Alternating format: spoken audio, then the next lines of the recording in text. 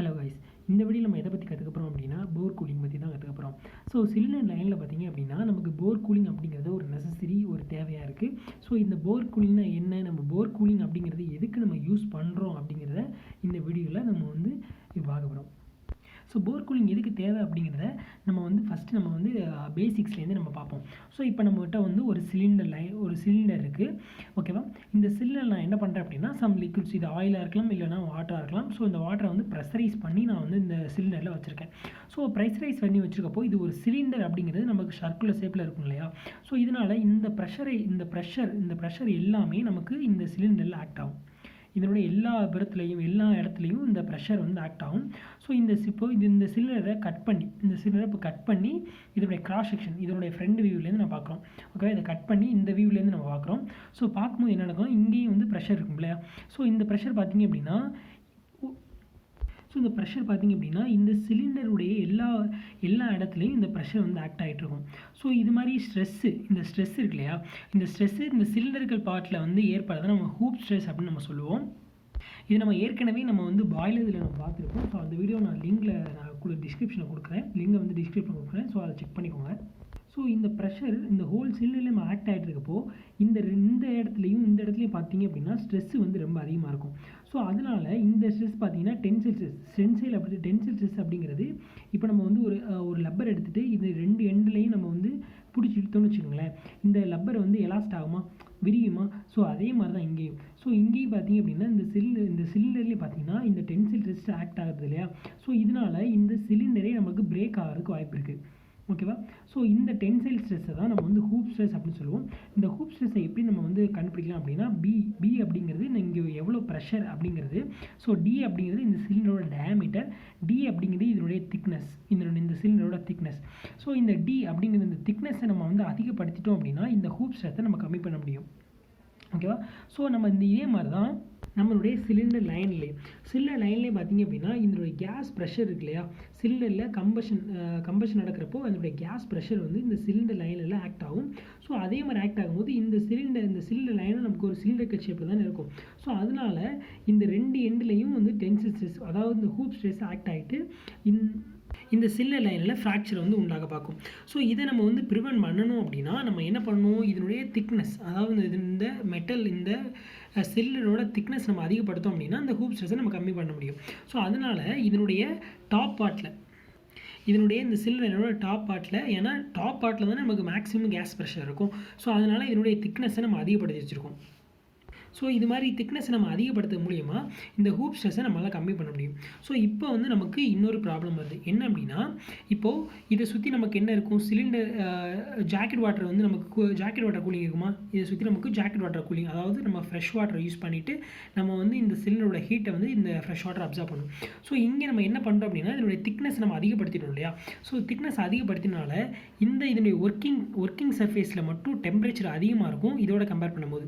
So இந்த இடத்துல cooling வாட்டர்னால இந்த டெம்பரேச்சர் இந்த சைடில் உள்ள அவுட் சைடில் உள்ள சிலிண்டர் லைனோட டெம்பரேச்சர் கம்மியாகவும் இங்கே உள்ள சிலிண்டரோட டெம்பரேச்சர் வந்து அதிகமாகவும் இருக்கும். ஸோ அதனால் நமக்கு இங்கே வந்து ஹை டெம்பரேச்சர், இங்கே வந்து லோ டெம்பரேச்சர். ஸோ இந்த ஹை டெம்பரேச்சரால் இந்த இன்னர் சர்ஃபேஸ் வந்து எக்ஸ்பேண்ட் ஆகுமா? ஸோ எக்ஸ்பேண்ட் ஆகும்போது இது வந்து ரெஸ்ட்ரிக்ட் பண்ணும், இது அவுட் சைடு வந்து லோ டெம்பரேச்சர் ரெஸ்ட்ரிக்ட் பண்ணும். ஸோ இதை தான் நம்ம வந்து தெர்மல் ஸ்ட்ரெஸ் அப்படின்னு சொல்லுவோம். ஸோ இந்த தெர்மல் ஸ்ட்ரெஸ் நம்ம வந்து ரிமூவ் பண்ணோம் அப்படின்னா இந்த லோவர் பார்ட் பார்த்திங்க அப்படின்னா நமக்கு திக்னஸ் வந்து கம்மியாக இருக்கு இல்லையா? ஸோ இங்கே வந்து ஹை டெம்பரேச்சர் இருக்குது. ஸோ தெர்மல் கண்டக்டிவிட்டி எந்த ஃபார்முலாவில் பார்த்தீங்க அப்படின்னா ஏ அப்படிங்கிறது நமக்கு ஏரியா, இந்த சர்ஃபேஸோட ஏரியா, D1 D2ங்கிறது டெம்பரேச்சர் டிஃப்ரென்ஸ், இந்த மெட்டலோட சர்ஃபேஸுக்கும் இங்கே உள்ள டெம்பரேச்சருக்கும் உள்ள டிஃப்ரென்ஸ், T அப்படிங்கிறது திக்னஸ். இப்போது இந்த இது வந்து இதனுடைய திக்னஸ் வந்து நமக்கு ரொம்ப கம்மியாக இருக்கனால இங்கே வந்து கம்மியாக இருக்கனால இங்கே உள்ள ஹை டெம்பரேச்சர் இருக்கு இல்லையா? இந்த ஹை டெம்பரேச்சர் வந்து இந்த திக்னஸ் கம்மியாக உள்ள பாட்டுக்கு நமக்கு ட்ரான்ஸ்ஃபர் ஆகும். ஏன் அப்படின்னா இது இங்கே வந்து ஹை டெம்பரேச்சர், இங்கே லோ டெம்பரேச்சர் இருக்கு இல்லையா? ஸோ இங்கே திக்னஸ் வந்து கம்மியாக இருக்கனால இந்த டெம்பரேச்சர் எல்லாமே இங்கே வந்து ஃப்ளோ ஆகிட்டு இங்கே உள்ள ஜாக்கெட் வாட்டர் மூலிமா இங்கே உள்ள ஹீட் வந்து இந்த ஜாக்கெட் வாட்டருக்கு நமக்கு கண்டக்ஷன் மூலிமா நமக்கு ஃப்ளோ ஆயிரும். ஹீட்டை வந்து இந்த ஜாக்கெட் வாட்டர் அப்சர்வ் பண்ணிப்போம் கண்டக்ஷன் மூலிமா. ஸோ இந்த செட்டப்னாலேயே நமக்கு எஃபிஷியண்டாக இந்த ஹை டெம்பரேச்சர் நம்ம ரெடியூஸ் பண்ண முடியாது. ஸோ அப்போது இங்கே ஏற்படுற இந்த ஹை டெம்பரேச்சரில் நமக்கு தெர்மல் ஸ்ட்ரெஸ் ஏற்படுது இல்லையா, அதை நம்ம ரெடியூஸ் பண்ணணும் அப்படின்னா நம்ம இங்கே உள்ள ஜாக்கெட் வாட்டர் இருக்குல்ல, இந்த ஜாக்கெட் வாட்டரை இந்த ஒர்க்கிங் சர்ஃபேஸுக்கு பக்கத்தில் நம்ம கொண்டு போகணும். ஸோ இது மாதிரி பக்கத்தில் இந்த ஜாக்கெட் வாட்டரை கொண்டு போகும்போது இப்போ இங்கே உள்ள வாட்டர் என்ன பண்ணுவோம், இங்கே உள்ள ஹீட்டை வந்து ஈஸியாக வந்து கண்டக்ட் பண்ணி சீக்கிரமாக அப்சர்வ் பண்ணிடும். ஸோ அப்சர்வ் பண்ணிவிட்டு இங்கே உள்ள டெம்பரேச்சரை வந்து ரெடியூஸ் பண்ணும். ஓகேவா. ஸோ இப்போது இந்த ப்ராசஸ் பேர் தான் நம்ம போர் கூலிங் அப்படின்னு சொல்லுவோம். ஸோ இந்த சிலிண்டர் இந்த திக்னஸ் இருக்கு இல்லையா, இதை நம்ம டாப் ஃப்ளாஞ்ச் அப்படின்னு சொல்லுவோம். இதான் நம்முடைய டாப் ஃப்ளாஞ்ச்.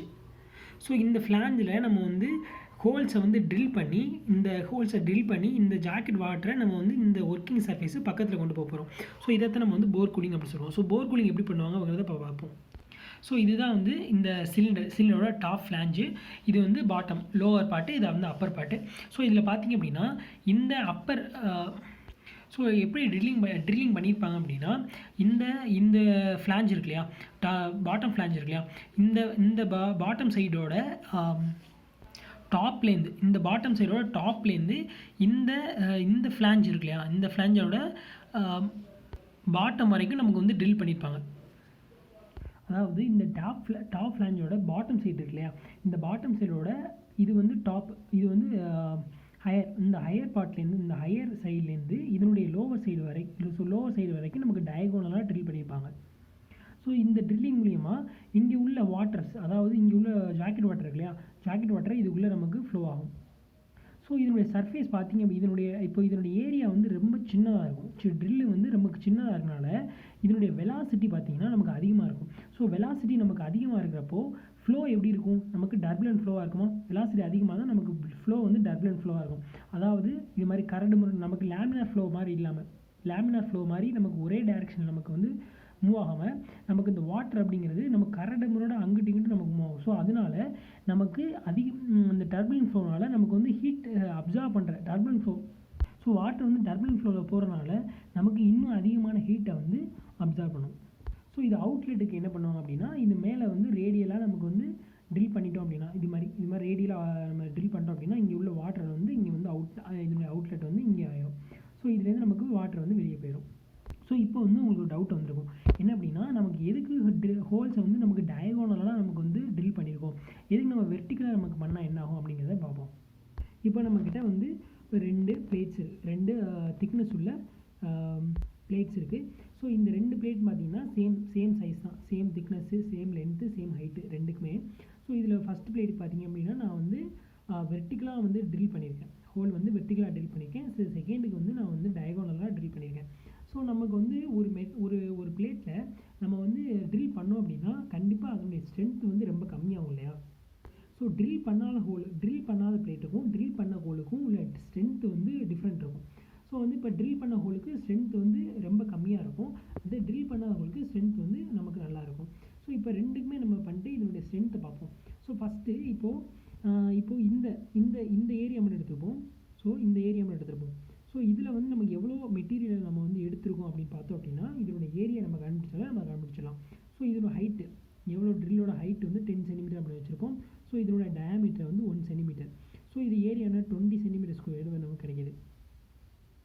ஏன் அப்படின்னா இது வந்து நமக்கு வந்து என்ன ஒரு ரெக்டாங்கிள் தானே, இது வந்து கிராஸ் செக்ஷன் வந்து ரெக்டாங்கிள் மாதிரி தானே இருக்குது. ஸோ அதனால் ரெக்டாங்கிள் ஃபார்மில் நம்ம யூஸ் பண்ணியிருக்கோம். ஸோ ரெக்டாங்கிள் மாதிரி இருக்கனால நமக்கு லென்த் இன்டு பிரெத்து, ஸோ நமக்கு இதோட ஏரியா வந்து 20 சென்டிமீட்டர் ஸ்கொயர்டு. ஸோ இப்போது நமக்கு இந்த ஏரியாவில் இந்த இடத்துல மட்டும் நமக்கு 20 சென்டிமீட்டர் ஸ்கொயர்டு உள்ள ஏரியா அளவுள்ள நமக்கு மெட்டீரியலை நம்ம ரிமூவ் பண்ணியிருக்கோம். ஓகேவா, புரியுதா?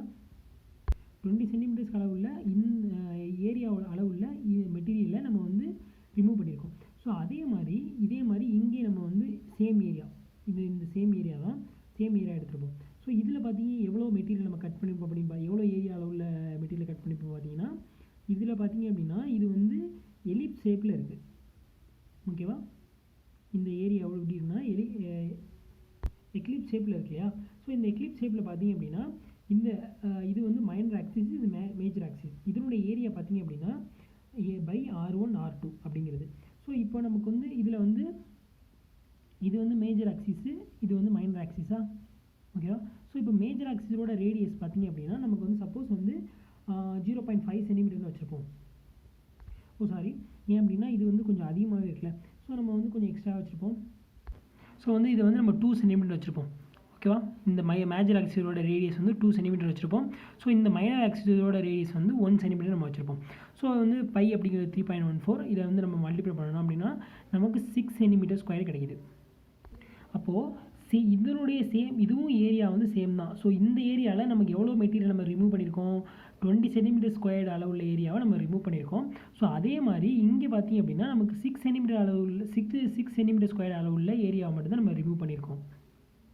ஸோ அப்போது இந்த 2 மெட்டீரியலுக்கும் எந்த மெட்டீரியலுக்கு நமக்கு வந்து ஸ்ட்ரென்த் வந்து ரொம்ப கம்மியாக இருக்கும், இதுக்கு தான் வந்து லாஸ் ஆஃப் ஸ்ட்ரென்த் வந்து இருக்கும். ஸோ இதுக்கு வந்து ஸ்ட்ரென்த் இதோட கம்பேர் பண்ணும்போது இதுக்கு அதிகமாகவே இருக்கும். ஸோ அது மட்டும் இல்லாமல் இப்போ நம்ம வெர்டிக்கலாக நமக்கு பண்ணும்போது என்ன நடக்கும் அப்படின்னா நமக்கு இந்த ஹோல் வந்து எப்படி இருக்கணும் அப்படின்னா நமக்கு இந்த ஒர்க்கிங் சர்ஃபேஸுக்கு காண்டாக்டாக பக்கத்தில் ரொம்ப க்ளோஸாக இருக்கணும். ஓகேவா, இந்த ஹோல் வந்து நமக்கு இந்த ஒர்க்கிங் சர்ஃபேஸுக்கு ரொம்ப பக்கத்தில் இருந்தால் மட்டும்தான் நமக்கு எஃபிஷியண்டாக இந்த உள்ள ஹீட்டை வந்து இது வந்து கண்டக்ட் பண்ண முடியும். ஸோ அது மாதிரி நம்ம பண்ணுறப்போ, இது மாதிரி நம்ம வெர்டிக்கலாக நம்ம பண்ணுறப்போ இந்த ஏரியாவில் பார்த்தீங்க அப்படின்னா சுத்தமாக மெட்டீரியல் லாஸ் ஸ்ட்ரென்த் வந்து ரொம்ப கம்மியாக இருக்கும். ஏன் அப்படின்னா இதில் இந்த அதாவது இந்த ஒர்க்கிங் சர்ஃபேஸில் மேக்ஸிமம் ஏரியா மெட்டீரியல் நம்ம ட்ரில் பண்ணி எடுத்துட்டோம் இல்லையா. ஸோ அதனால் இந்த பகுதியில் உள்ள அந்த மெட்டீரியலை வந்து நமக்கு ஸ்ட்ரென்த் வந்து ரொம்ப கம்மியாயிரும். ஸோ அதனாலே நமக்கு வந்து இந்த சிலிண்டரில் கிராக்ஸ் வந்து விழுக வாய்ப்பு இருக்குது. ஸோ அதே வந்து நம்ம டயகோனல் நமக்கு ட்ரில் பண்ணும்போது நம்ம இந்த ஃப்ளாஞ்சோட டாப்லேருந்து இதுக்கு வந்து பாட்டமுக்கு தான் நம்ம இந்த டாப்லேருந்து இதுக்கு பாட்டமுக்கு தான் நம்ம வந்து டயகோனலாக ட்ரில் பண்ணுறோம். ஸோ அப்படிங்கிறப்போ நமக்கு வந்து சேம் இந்த ஒர்க்கிங் சர்ஃபேஸ்லேயே நமக்கு இந்த ஹோல் வந்து காண்டாக்டாக இருக்கும். நமக்கு வந்து இந்த ஏரியாலேயே நமக்கு வந்து மேக்ஸிமம் நமக்கு வந்து மெட்டீரியலை வந்து நமக்கு எடுக்கவும் இல்லை. ஏன் அப்படின்னா நமக்கு வந்து டயகோனலாக பண்ணுறதுனால இந்த டாப்லேருந்து இந்த பாட்டம் வரை நம்ம பண்ணுறோம். ஸோ அப்படிங்கிறப்போ நமக்கு வந்து கூலிங் நமக்கு எஃபிஷியண்ட்டாக இருக்கும். லாஸ் ஆஃப் ஸ்ட்ரென்த்லேயும் நமக்கு வந்து நமக்கு எந்த ஒரு ப்ராப்ளமும் இருக்காது. ஸோ இப்போ உங்களுக்கு புரிஞ்சிருக்கும்னு நினைக்கிறேன் போர் கூலிங் அப்படிங்கிறது சிலிண்டர் லைனுக்கு எதுக்கு நெசசரி அப்படிங்கிறது. ஸோ நெக்ஸ்ட் வீடியோ உங்களுக்கு மீட் பண்ணுறேன். தேங்க்யூ.